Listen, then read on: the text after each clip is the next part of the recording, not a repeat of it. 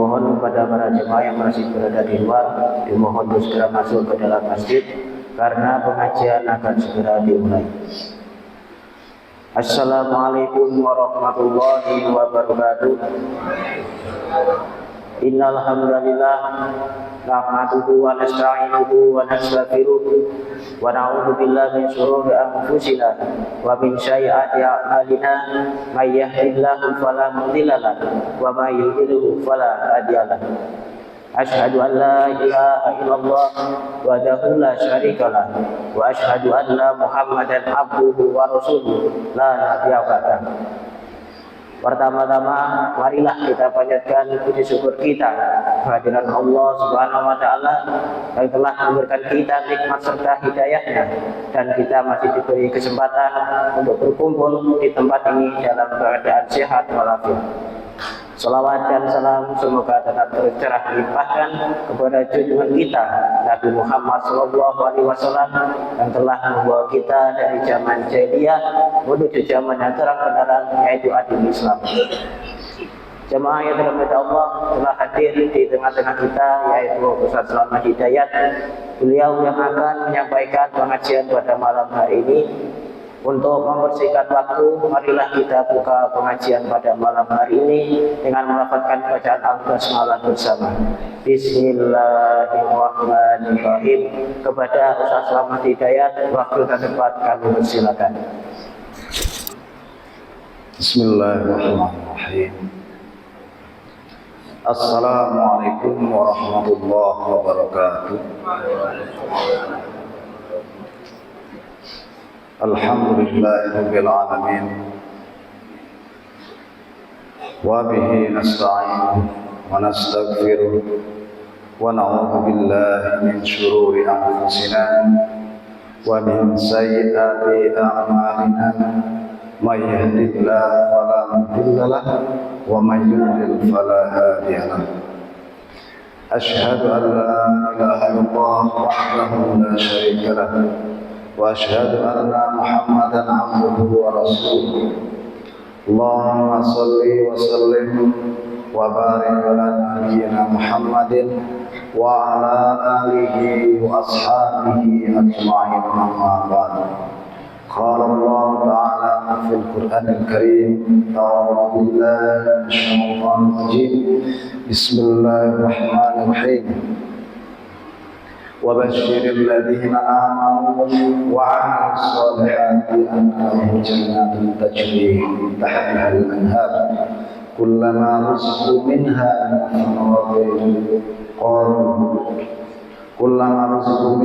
من ثمرات رزقا قالوا هذا الذي رزقنا من قبل وأتوا به متشابها ولهم فيها أزواج مطهرة وهم فيها خالدون. Jamaah salat Jumat wa jamaah salat Maghrib rahimahullah.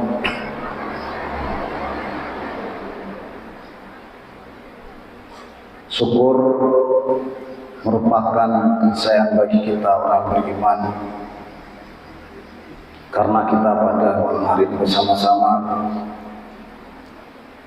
di rumah Allah untuk menjalankan salat Maghrib berjamaah, sehingga ini merupakan nikmat yang luar biasa, karena kita tahu bersama-sama pada saat ini mungkin saudara kita yang tidak bisa hadir bersama-sama kita seperti biasa, baik itu karena sakit, karena kesibukan.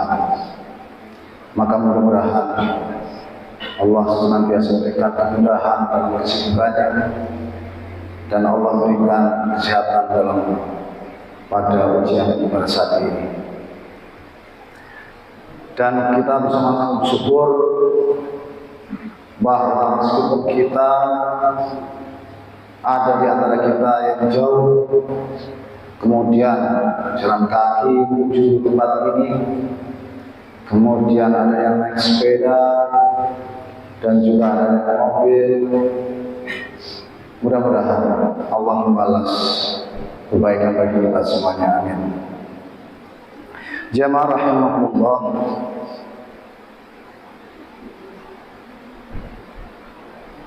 Apa yang saya sampaikan pada saat ini terkait dengan janji Allah Subhanahu wa taala pada ayat yang saya sampaikan tadi,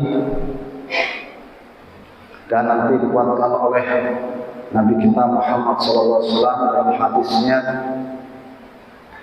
bahwa artinya ayat tadi adalah wabashiril ladzina amanu, beri kabar kepada orang-orang yang beriman, mempunyai keyakinan yang kuat terhadap Allah Subhanahu wa taala, bahwa setiap apa yang diperintahkan pasti itu baik untuk ia. Apa yang dijanjikan pasti akan ditepati. Kemudian orang yang beriman itu berusaha dengan apa yang dilarang oleh Allah untuk dijauhi. Maka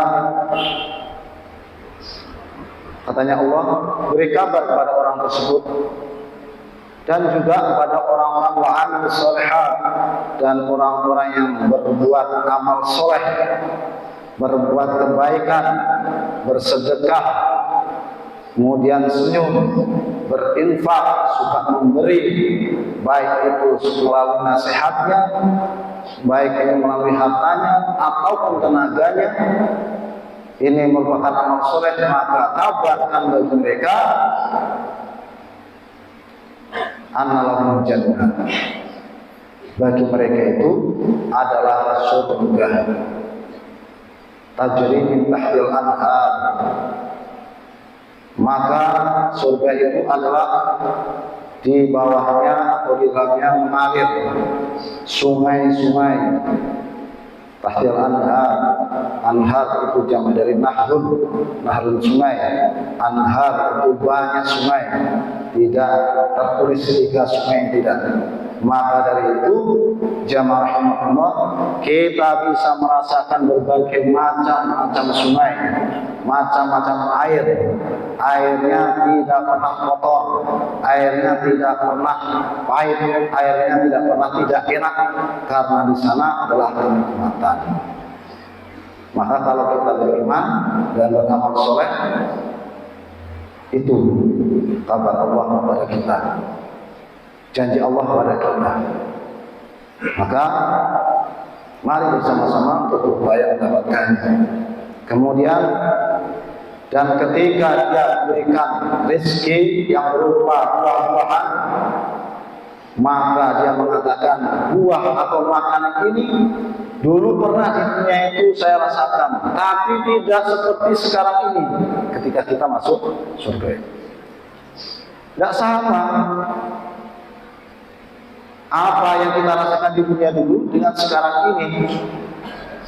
Buah-buahan yang berbagai macam buah di dunia dulu dengan sekarang bentuknya sama, tapi rasanya tidak, lebih nikmat.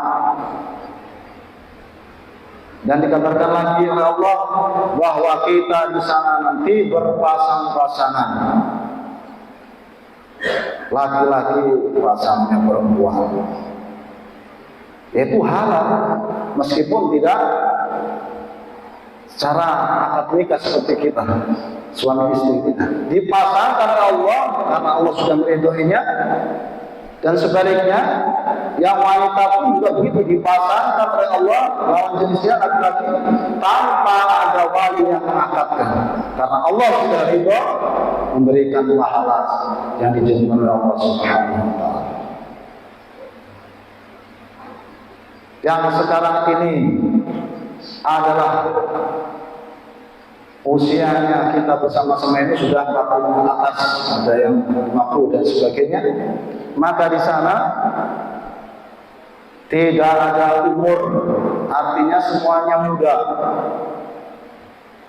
Karena berpasangan tadi semuanya muda, masih nom-nom. Yang perempuan juga, wanita juga masih muda-muda, cantik-cantik, yang laki-laki juga ganteng-ganteng. Bagaimana kita rasakan ketika kita masih muda seperti itu? Namun ketika di surga, maka lebih nikmat apa yang kita rasakan semuanya di dalam surga. wahum khalidun, dan kita semuanya akan kekal. Jamaah salat maghrib rahimahullah. Kemudian Nabi kita Muhammad SAW, meskipun Allah memberikan gambar seperti itu, mengingatkan kita bahwa qala Rasulullah sallallahu alaihi wasallam, qala Allah wa'iddat li ibadis salihin ma la 'ainun ra'at wa la udhun sami'at wa la khatara 'ala qalbi bashar faqra'u in syi'tum fala ta'lam nafsun ma ukhfiya lahum min qurratil a'yun. Maka akan aku sediakan bagi hamba-hambaku, kata Allah dalam kabar ini, yaitu yang soleh. Apa? Surga yang tidak pernah dilihat oleh mata, tidak pernah didengar oleh telinga, dan tidak pernah terbetik dalam hati manusia. Sehingga 40 dalam ayat yang lain, dan masuklah dengan aman. Masuklah dengan aman. Maka jemaah rahimahullah, dengan janji Allah, iming-iming Allah begini ini, maka sebagai orang yang beriman, tentunya kita merasa bergairah, berusaha untuk bisa mendapatkan tempat yang mulia nanti pada akhir hayat kita di akhirat kelak, yaitu kehidupan yang luar biasa nikmatnya. Karena memang Allah mengabarkan walal akhiratu khairul laka minal ula, karena kehidupan akhirat dari surga itu merupakan kehidupan yang utama yang kita harapkan daripada kehidupan yang pada saat ini. Jamaah rahimahullah, namun masih banyak orang-orang yang tidak ada keinginan berusaha. Meskipun ketika dia tanya, wahai fulan, apa engkau mau masuk ke dalam surganya Allah? Jelas dia akan mengatakan iya. Namun pada hakikatnya setiap apa yang ia perbuat, setiap apa yang ia ucapkan, jauh dari hal-hal yang memasukkan dirinya untuk masuk di dalam surganya Allah. Maka jemaah rahimahullah, ini adalah merupakan suatu usaha kita. Ketika kita sudah terpanggil untuk sebagai rutinitas kita, yaitu pada malam hari ini merupakan suatu amalan yang membuat kita di antara jalan untuk meraih ridhanya Allah, untuk mendapatkan tempat yang mulia itu. Sehingga mari kita harus istiqomah, harus sabar, harus berupaya menguatkan gairah kita, keinginan kita, tekad kita untuk terus menghidupkan majelis ini. Yang pada saat ini saudara-saudara kita tidak bisa hadir, yang biasanya hadir karena lagi sakit, maka dalam hadis Nabi itu Allah akan membiasakan pahalanya kebaikan itu meskipun dia tidak hadir, karena sudah terbiasa hadir pada saat ini tidak hadir. Terus jangan coba-coba besok nggak ada hadiran, sakit-sakit apa, tidak boleh. Tentunya ujian ini tidak bisa kita sengaja. Allah yang semuanya akan mengatur. Maka Allah yang menguji kondisi kita terkait dengan sakit yang memberikan, maka karena sudah terbiasa kebaikan yang kita lakukan, Allah tetap catat kebaikan itu untuknya. Ini karena maha murah Allah, maha kasih sayang Allah. Maka dari itu jamaah rahimahullah, mari sekali lagi berupaya untuk itu. Nah, termasuk orang-orang yang merindukan surganya Allah, orang-orang yang ingin di akhirat nanti bertempat di tempat yang mulia, maka jamaah rahimahullah, biasanya orang itu selalu menjaga hal-hal dan melupakan hal-hal yang membuat dia sengsara. Maka Nabi kita Muhammad SAW mengingatkan kita bahwa pada saat ini manusia itu zaman sekarang ini kebanyakan sudah cinta 5 hal, kemudian melupakan yang 5 hal. Sayati ummati fi ummati zaman yuhibbunal khamsa wa yansawna al-khamsa, yaitu akan datang pada umatku suatu zaman di mana mereka itu sangat cinta 5 hal dan melupakan 5 hal. Apa 5 hal yang dicintai dan apa yang 5 hal yang dilupakan itu? Jamaah rahimahullah. Yang pertama adalah yuhibbud dunya wa yansawna al-akhirah, yaitu mereka sangat cinta terhadap hal-hal dunia dan melupakan tentang akhirat, kehidupan akhirat. Nah, ini terkait dengan kehidupan akhirat tadi, surga tadi. Maka jangan sampai kita cinta dunia ini melebihi cinta kita kepada akhirat. Meskipun kita ini hidupnya di dunia, namun Allah mengingatkan kita, wal akhiratu khairul abqar wal akhiratu khairul ula. Maka yang paling utama ketika kamu meski hidup di dunia, utamakan kehidupan akhirat. Karena kehidupan akhirat selain baik tapi juga abqar, yaitu kekal abadi. Dunia sementara, bisa kita hitung atau kita prediksi. Meskipun Allah yang menentukan kehidupan dunia ini, bisa jadi Allah memberikan nikmat, menghancurkan nikmat dengan mematikan kita ketika kita umur kita 15 tahun. Ada yang 20 tahun, ada yang 60 tahun, bahkan ada yang lebih dari 70 tahun. Berarti nikmat Allah yang diberikan dunia ini sudah habis. Maka karena keterbatasan dalam kehidupan ini, maka jamaah rahimahullah, janganlah umur atau waktu sempat yang diberikan oleh Allah ini hanya 1 bulan, yaitu cita-citanya adalah cita-cita dunia saja. Tidak. Maka Nabi kita mengajar kita jangan sampai goyah kekuatan cita-cita yang paling utama kita adalah kehidupan akhirat. Ini jangan sampai. Maka kalau kita hidup di dunia hanya mengejar dunia, ini berarti kita sudah melupakan yaitu kehidupan akhirat. Pada saat ini sudah kita tahu bersama-sama, rumah hampir tidak ada yang terbuat dari dek atau bambu. Adapun ada separuh tembok, separuh dek, karena ada bantuan dari desa. Karena tidak layak, maka supaya layak separuh dek atau separuh depan. Depan itu tembok, belakang ada dek.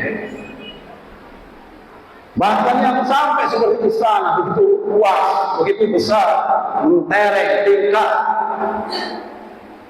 dan itu pun dikejar terus, tidak cukup. Karena apa? Himmahnya, kekuatannya dalam hidup ini, pikirannya, tujuannya adalah dunia.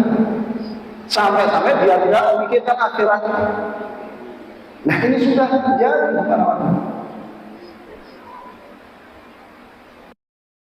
Cinta dunia itu buktinya bahwa manusia itu sekarang itu banyak yang mengejar materi tanpa menghiraukan bagaimana cara mendapatkannya, baik itu halal haram pokoknya dapat.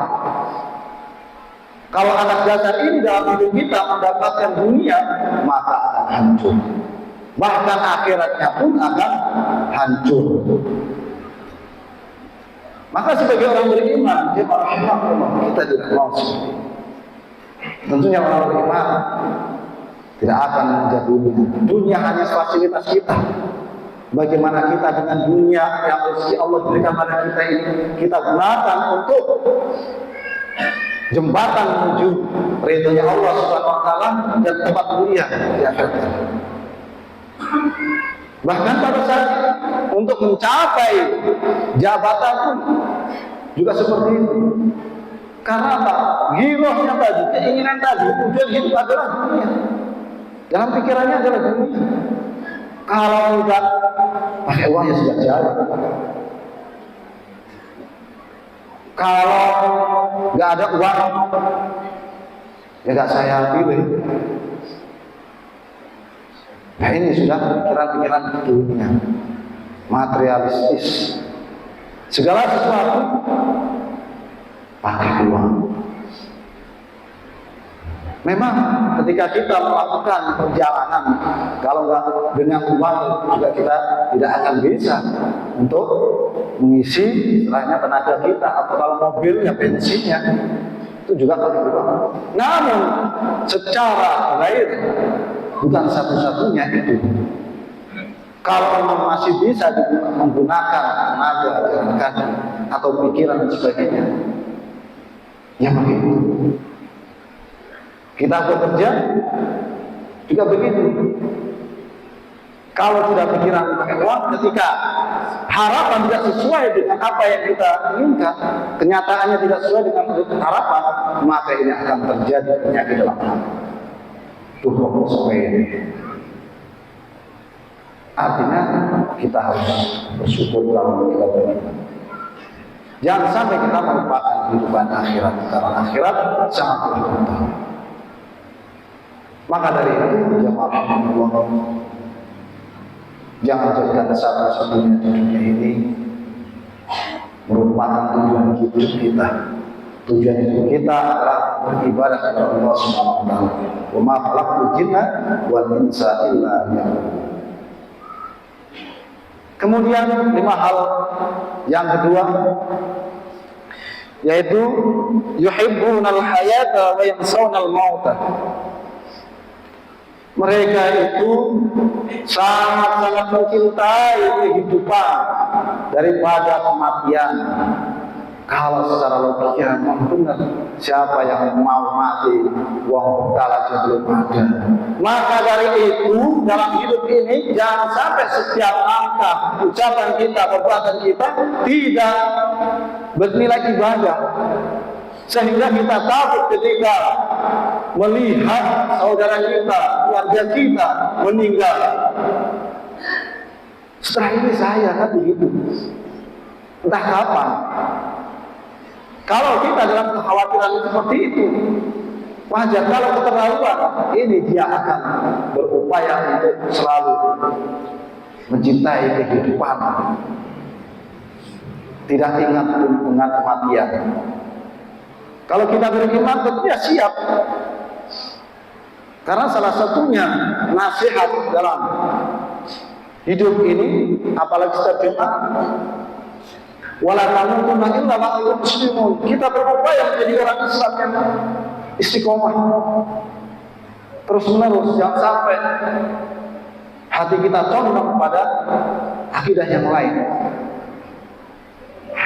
Dan juga berupaya untuk setiap perbuatan kita bernilai ibadah, sehingga kapanpun Allah akan menjemput kita, kita siap.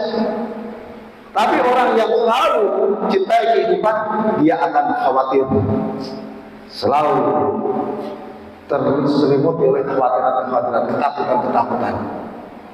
Sebenarnya kalau dia sadar, itu adalah merupakan nasihat.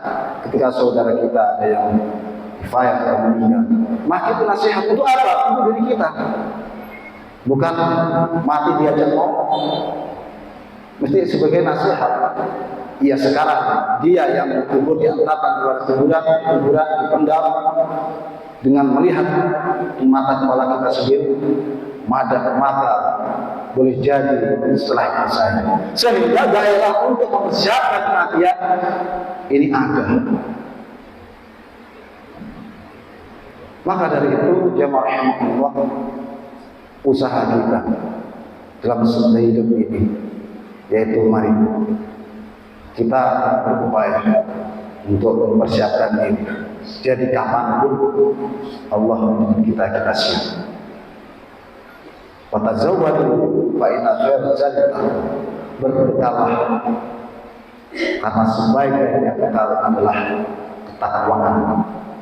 Ketakwaan dalam hidup ini sangatlah penting. Ketakutan kita pada Allah, khasyah kita kepada Allah.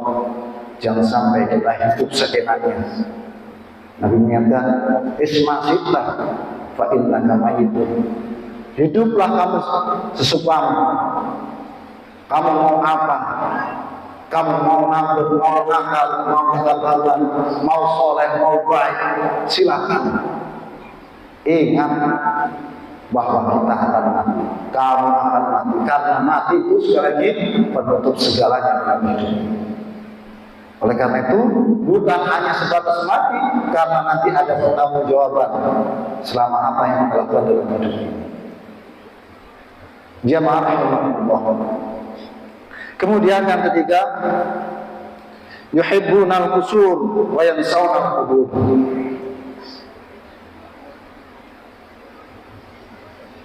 Mereka itu sangatlah bergebu-gebu mencintai istana, mencintai rumah-rumah yang megah, mencintai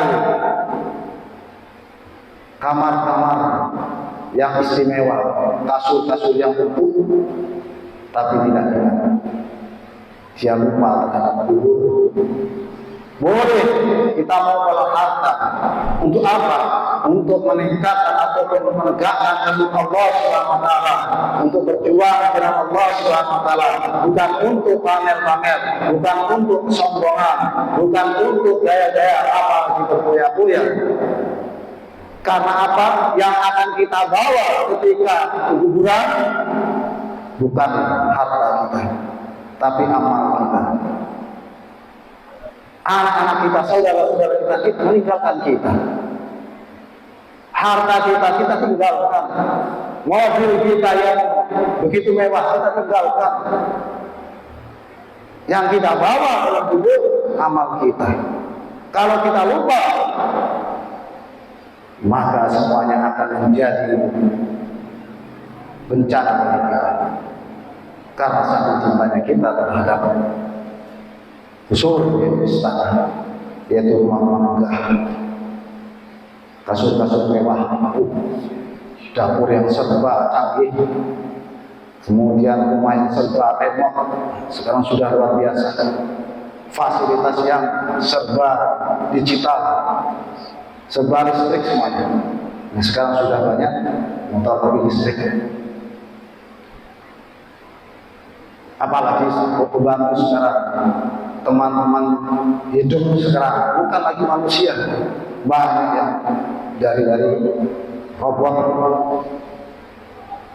Nah, ini merupakan wujud dari zaman sekarang itu bahwa manusia itu terlalu cinta terhadap dunia, kemudian kehidupan, kemudian usul yaitu istana, dengan melupakan kubur yaitu makbarah atau jamaah rahimahullah. Kemudian yang keempat, wa yuhibbunal mal wa yansawna al-hisab. Mereka itu sangat mencintai terhadap harta benda dan melupakan terhadap hisab yaitu pertanggungjawaban. Seakan-akan orang-orang yang berpoya-poya itu tidak mengingat bahwasanya besok ketika dia di akhirat akan bertanggung jawab. Buktinya apa? Mereka seenaknya tanpa menyadari apa yang dia lakukan itu merupakan kemaksiatan. Tanpa sadari mereka melakukan dusta dan sebagainya. Karena mencintai mal harta dikumpulkan dalam surat At-Takasur, Al-Harim At-Takasur. Mereka itu berlomba-lomba untuk memperbanyak harta, hatta zilul maqabir. Mereka tidak akan puas sampai dia masuk ke liang lahat dalam kubur. Ini semangatnya luar biasa terhadap harta. Orang seperti ini sampai berlomba-lomba mau mati memikirkan tentang hartanya, khawatir hartanya tidak dia bawa. Malah ketika ada seorang mayat atau jenazah yang ketika mati masih berpikir tentang hartanya, jenazah.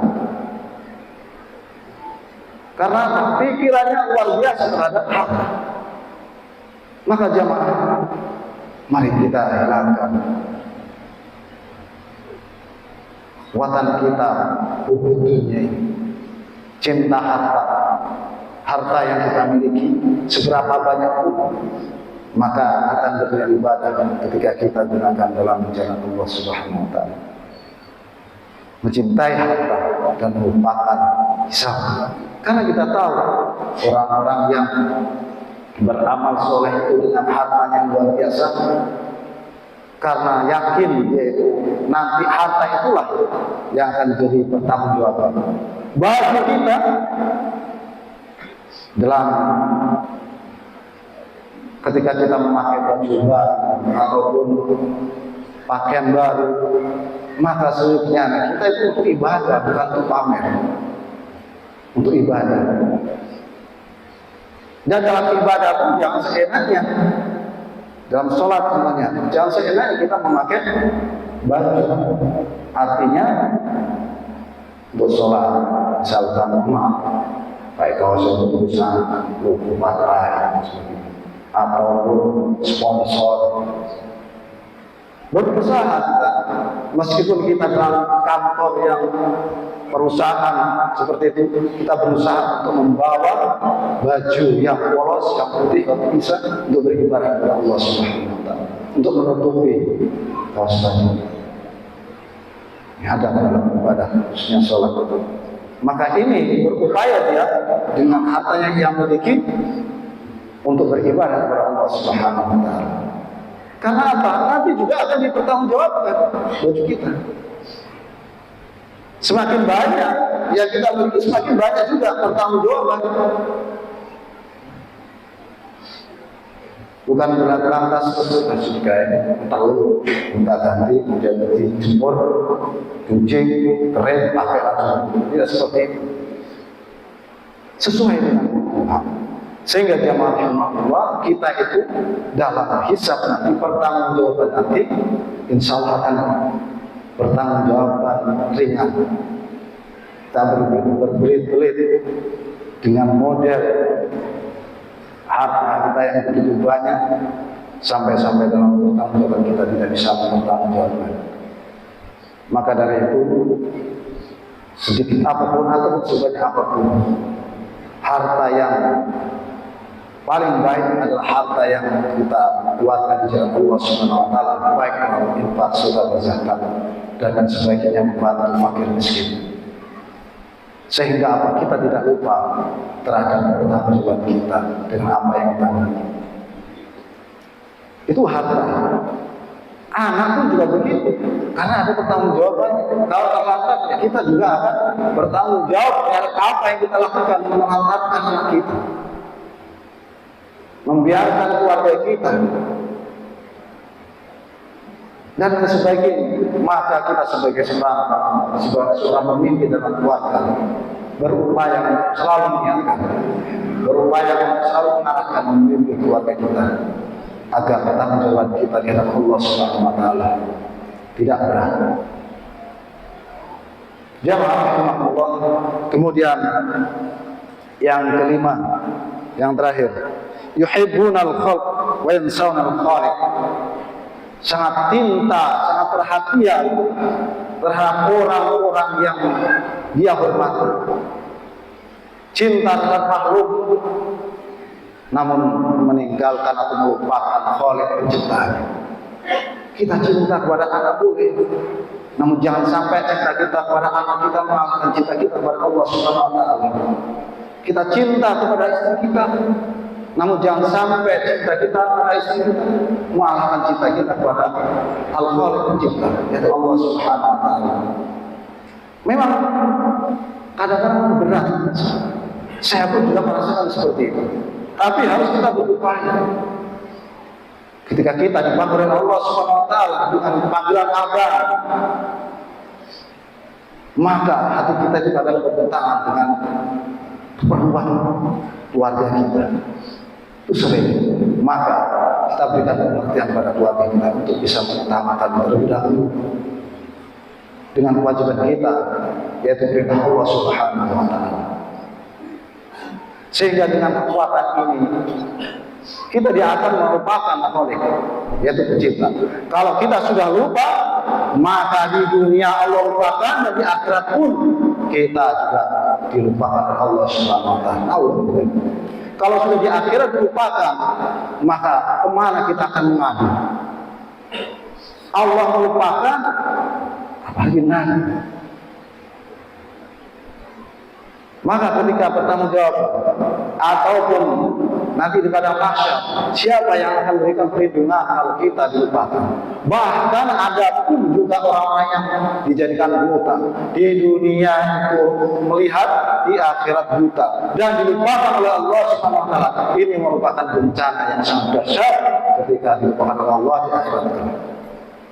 Maka naudzubillah kita berupaya untuk selalu mengingat Allah Subhanahu wa taala agar Allah kepada kita terus membimbing kita sehingga kita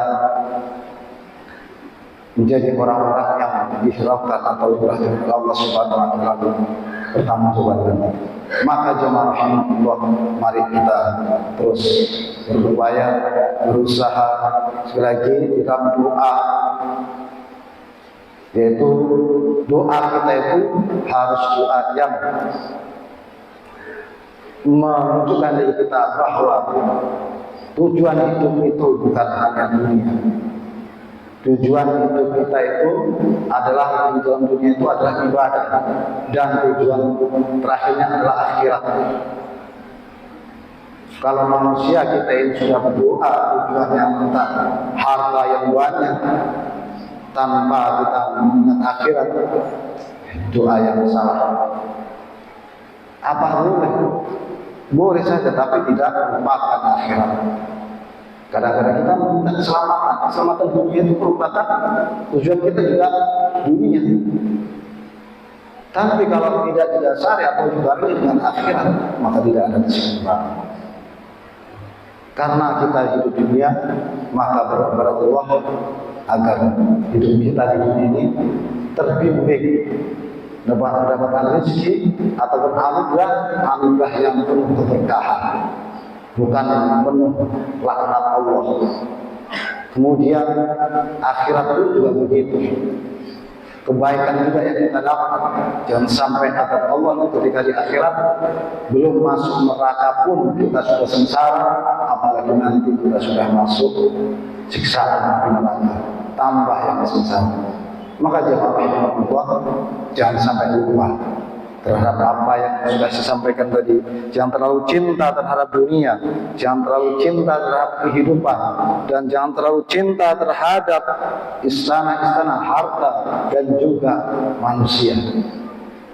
Kita harus ingat akhirat dan ingat penciptanya agar kita sekali lagi hidup kita tidak sia-sia menilai ibadah. Jemaah Allah, mungkin ini yang bisa kami sampaikan dalam kesempatan ini. Mudah-mudahan bermanfaat bagi kita semuanya dan juga kepada Al-Fakir ini juga. Mudah-mudahan segala apa yang saya sampaikan ini memberikan pengaruh yang baik bagi kita semua dan memberikan keberkahan pertemuan kita pada saat ini, sehingga setiap hari kita ada kebaikan-kebaikan yang muncul, kebaikan-kebaikan yang tambah, sehingga kebaikan itu akan memberikan kita ciri orang-orang yang beriman dan yang mulia Rasulullah dalam surganya. Amin. Demikian, mohon maaf. Assalamualaikum warahmatullahi wabarakatuh. Jemaah Allah, demikianlah pengajian pada malam hari ini. Marilah kita tutup pengajian pada malam hari ini dengan melafalkan bacaan Alhamdulillah bersama-sama. Alhamdulillahirabbil alamin. Kurang lebihnya dari saya mohon maaf. Wabillahi taufiq wal hidayah. Wassalamualaikum warahmatullahi wabarakatuh.